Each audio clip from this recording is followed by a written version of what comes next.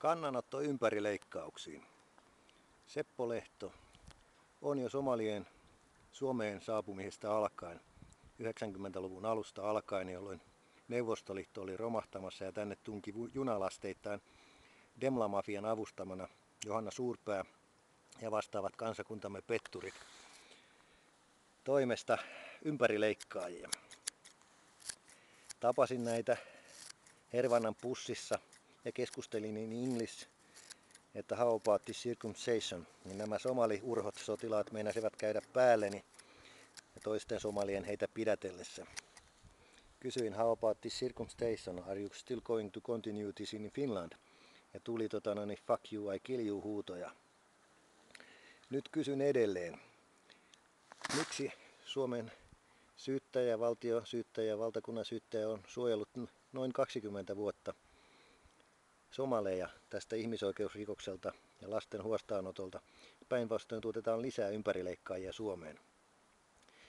Voidaanko katsoa valtion syyttäjä, valtakunnan syyttäjä ja yleisten syyttäjien syyllistyneet rikollisten suojeluun ja rikoslain vastaisiin tekoihin jättäessään syyttämättä kohta jo 10 000-päisen somalijoukon vastuulliset vanhemmat, jotka ovat leikilleet tyttäriensä, poikiensa esinahat ja pillut 1000 pillun päreiksi.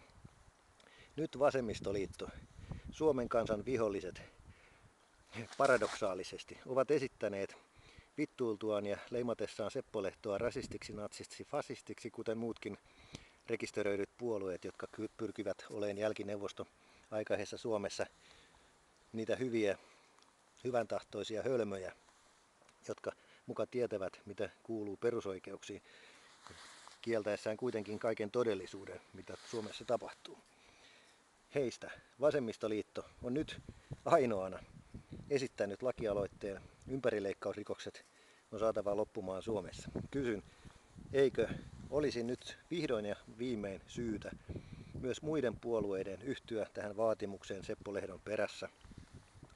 Ja tulipa jälleen toteen näytettyä. Kannattaa potkia tynnyriä, tyhjäkin tynnyri kumisee, kuten eduskunta, ja sieltä kaikkein mätäpäisimmät sillit, kuten vasemmistoliiton erilaiset mahot, lehmät ja muut, ovat yhtyneet Seppo Lehdon toivomuksiin kansakuntamme ja keskuudessamme olevien ihmispolojen suojelemiseksi tällaisia ympärileikkausrikoksia vastaan. Tässä kun leikkaamme valkoista lunta, niin samalla lailla ympärileikkaaja-rikolliset rikkovat Suomen perustuslakia, perusoikeuksia ja ihmisoikeuksia. Näissä merkeissä heittäkäämme ympärileikkausrikolliset hankeen ja toivokaamme, että tämä keskisormi kertoo, mistä on kysymys. Haistakaa hevonpykkä paska, saatana farisealaiset lainsäätäjät Suomessa, jotka pyritte tänne manipuloimaan ihmisten mieliä väittämällä, että täällä on jotain nettirasismia. Kyseessähän on siis nimenomaan ihmisoikeusrikollisia, tuodaan tänne valtion varoilla muun muassa somaleita mukamas perheen yhdistämisenä. Tosiasiat kertovat muuta.